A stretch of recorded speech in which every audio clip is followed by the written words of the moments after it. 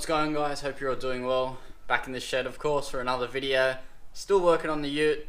Today's episode is something that I didn't think I was going to be doing, but I'd rather just be safe than sorry and do it. So let's get straight into it. What I've got here is a winch. Yes, it's the King's winch. Get over it. It's the only one that I could afford, so I'd rather have one that's probably not the best winch, rather than not have one get stuck, and yeah, so you can see where that's ending up. But basically, got the King's winch, you know, the Domin8r, 7.2 horsepower one. It's full drive super center. That's the fair lead, control box, winch with the synthetic rope. Also got the instructions, hook, more cabling, winch controller, like hardware and nuts and bolts and stuff. And then I also do have a winch cradle, and we've got the instructions for the winch cradle as well. So you're probably wondering, well, why don't you just buy a steel bar and then just put the winch straight on, then you don't have to buy the cradle? Well, if it was a couple of years ago, then yeah, you can probably pick up a cheap, just a factory steel Bullbar for the D22s for, you know, 200 bucks. But nowadays, people are asking 450, 500 bucks, and it's just getting a bit ridiculous. So I'd rather just spend $300 and buy a winch cradle and then keep the same bar that I have. So yes, it's an alloy bar. I know it's not as strong as steel, obviously, but it does keep the weight down, and that's a big thing because these cars don't have a lot of power, first of all, so they got to push all the weight around. And second of all, I am going to be towing my other car, so I cannot have this car being heavy because I need to load it up with a lot of stuff. So those are the main reasons. And then also the King's winch, it's just cheap. It's the only one I could afford, and I really want to start doing some solo things, but I'm not comfortable doing it without a winch. I've been here and there, but I honestly haven't tried a lot of tracks just because I can't really recover myself. Like max tracks sometimes, and a shovel just not going to cut it. You know what I mean? Sometimes you just do need to winch. So that's why I'm just going to be putting in the winch today, and hopefully I'll never have to use it. But if it does come to use it, it's just cheap insurance basically. So I'm going to shut up and let's get into it. So I'm going to start ripping the bar off. Yes, these two spotlights are going to be in the way of the control box. I'm thinking maybe just spreading one to one side and putting one a little bit more to the other side, just moving it over, fit the box in the middle, but we'll figure that out when it comes. What I do have to do though is disconnect the wiring for both the blinkers, obviously disconnect the two spotlights wiring as well, and there'll be 4 bolts underneath that hold the actual bar on. So now that the bar's off, we've got 2 smaller holes, 1, 2, 3, 4 in here. It's just in the instructions, if they're too small, you can drill them out with an 8mm drill bit, but I just stuck the bolt in and it seems to screw in alright. It is a little bit tight, but I'm sure it'll be fine. Obviously I've got my cradle here, so what I'm going to do is slip this in, and you can see the 2 bottoms. I'm just going to bolt those in on both sides on these pre-existing holes already, and that should hold the cradle in place for now until we get to the bigger bolts at the top.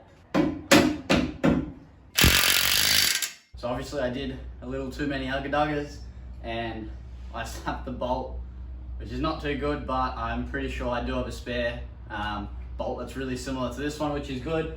But yeah, don't do too many ugga-duggers because it gets stuck in there and it's not fun. So what can you do? So now that the 2 lower bolts are in, I've Loctite them as well and put all the washers and spring washers on it as well. Now we do have to drill out these 2 holes here with a 1/2-inch drill bit. So what I'm going to do is just make a mark in one of the holes first, and I'll start with a smaller drill bit, and then after that I'll just drill it out all the way to 1/2 inch so that we can stick our big bolts in there. So now that I've drilled the big holes there and on the other side as well, I'm just going to go in with my bolt and some of this Loctite just to make sure it stays there, and then tighten them up, and then we'll get on to doing the actual winch to the cradle.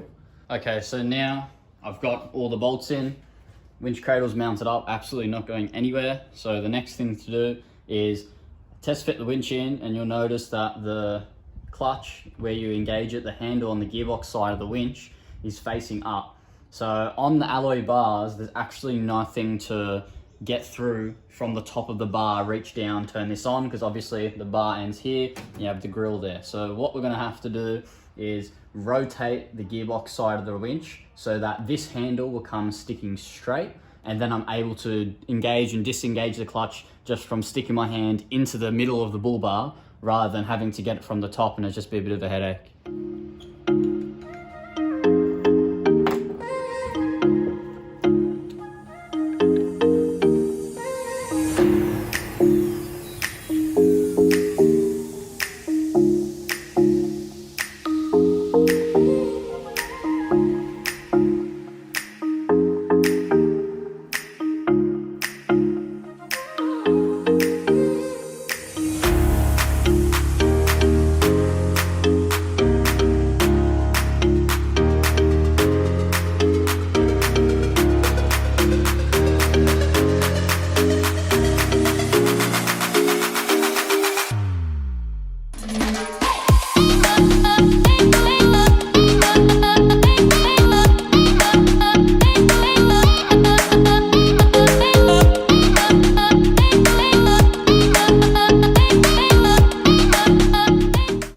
our bolts here as well. So 1, 2, 3, 4, which will go underneath the cradle.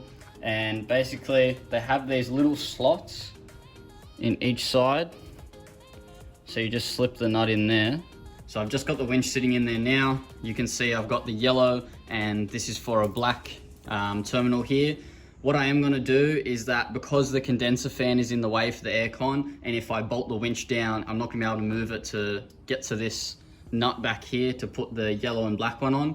So I'm just going to do it before I bolt the winch down. So for this one in the back here, the yellow one, you've got your yellow cable from the control box, and then from the other little terminal, this one, which is supposed to be the smaller black wire, it's just this wire here, also from the control box. And with that little one at the back, the black one, it also goes on with the big earth as well. And I'm just gonna put them on now just to make it easier, because I won't be able to get to them later.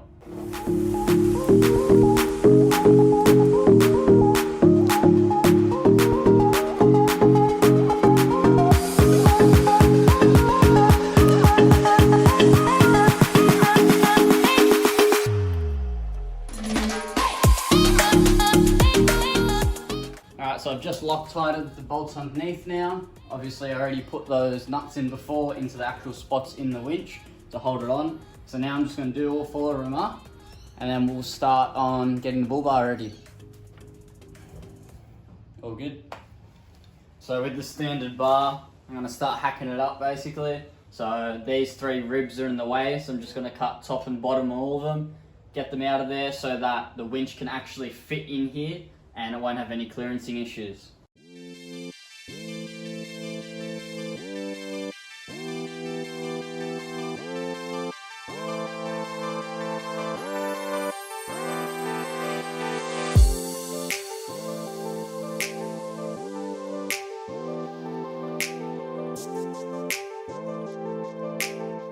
So this would be the perfect time to paint the bullbar, because obviously it's off the car and it's just a really good time to do it. I need to spray it anyways to get rid of the bare metal, but unfortunately I am going away for a trip in 3 days, so I don't actually have enough time to paint the bar, but that's all good. It's going to get banged up anyway, so what I'm going to do for now, I'm just going to grind all this down, make it nice and clean, and then I'll just put some spray paint on where the bare metal is, and after that we'll come back in a couple weeks time and I'll paint the whole bar and make it look good.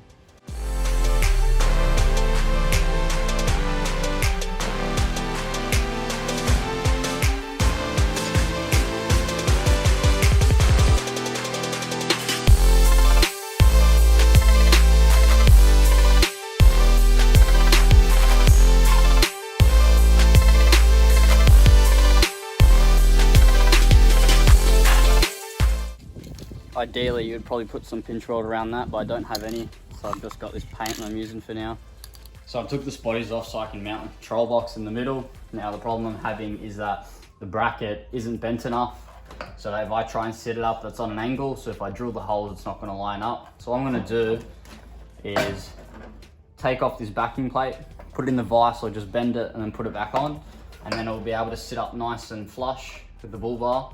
The bolts will go in good and it still won't hit the grill. Therell still be some clearance here so it doesn't rattle everything around.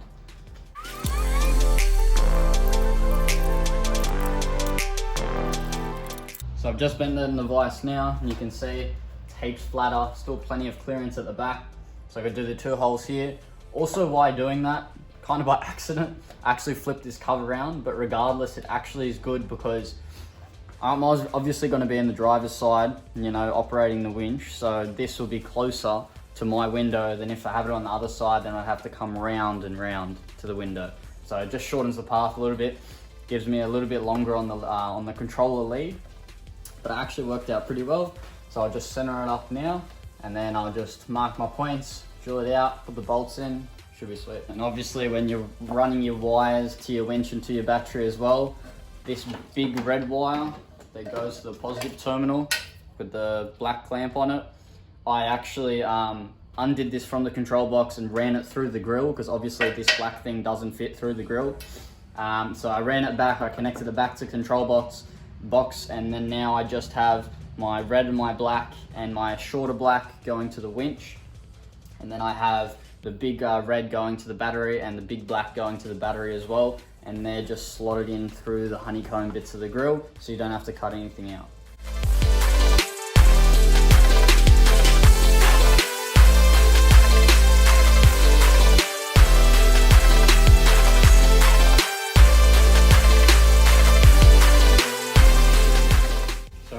measured the spotties up from the original hole, so all I've done is I've moved it from the inside of the hole to the new spot is 50mm on both sides, and when I plug in my controller, that's all the way I'm going to need to pull it out. If I put the light in here, quite hard to see, but it's just enough room to take the plug out at the back. So I'm just going to send this one a bit and see what happens.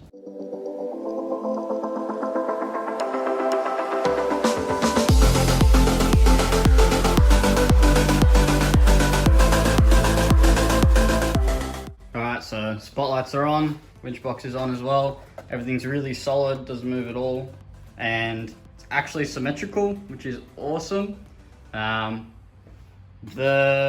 Where you stick your controller in, I did stick it in, and you can see here it's got plenty of room to move out here. It actually goes underneath this casing, which is perfect. So yeah, it comes out here, plenty of room, which is awesome.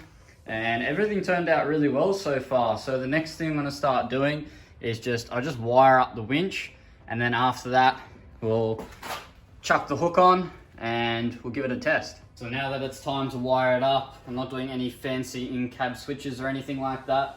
I just mount the control box up the front, and then I'm just going to plug the winch controller in, nothing to it. I'm not going to extend any cords for now because I want to test it out and see how everything goes, and maybe in the future I might put a rocker switch inside so I can control it from there, but we'll see what happens. So in terms of our winch wiring, I've got the big earth down here. It's connected to the one on the back of the winch. It's the black one next to the yellow terminal, and we'll just put this on the negative on our battery.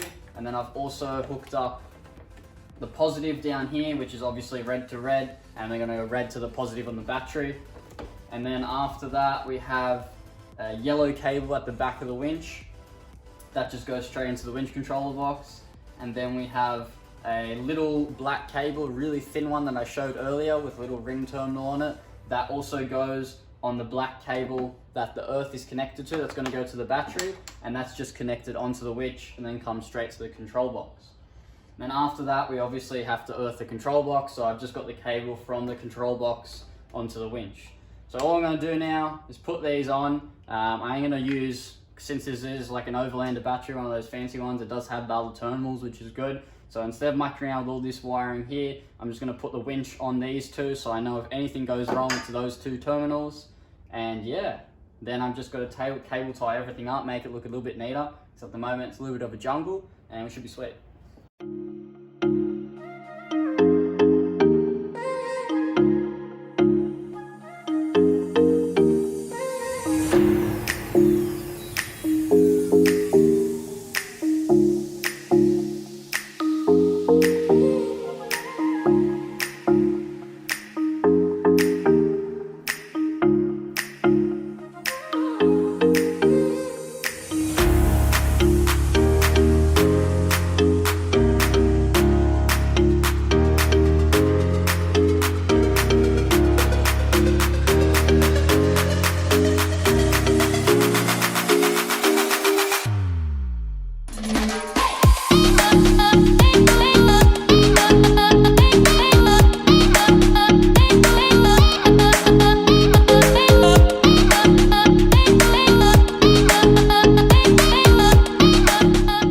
Just like that, wiring's all done.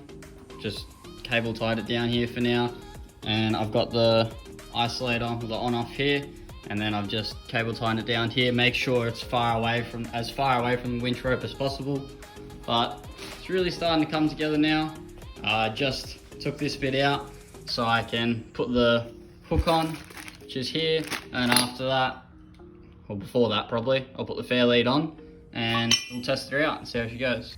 So I probably should have put the fair lead on beforehand, but I kind of forgot about it, so we're doing it now, and it's like 30 times more difficult. But it's alright, we'll get it on.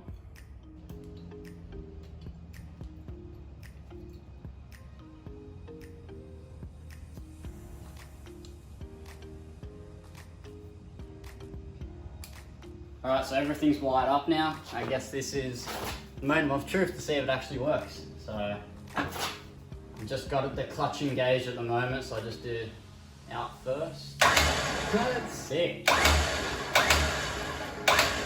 And then go back in. That's pretty cool, I'm not gonna lie. That's fucking awesome. I think I'll probably end up just hooking it over here somewhere like that. I know you can like put it all the way in and have the winch hook like this, but whatever.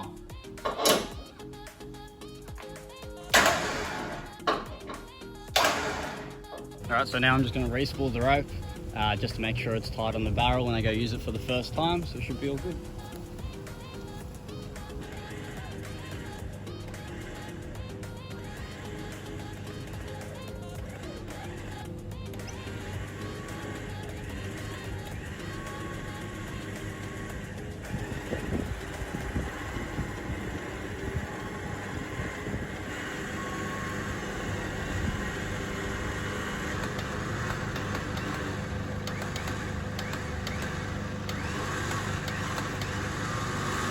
2 weeks later. So if you follow me on my Instagram, you would have seen what happened to my Bullbar. If you don't, I'll put a photo up now of what happened, but basically I was mucking around in Menai with some mates. I had done the whole Chichester's trip the week before, or 2 weeks before.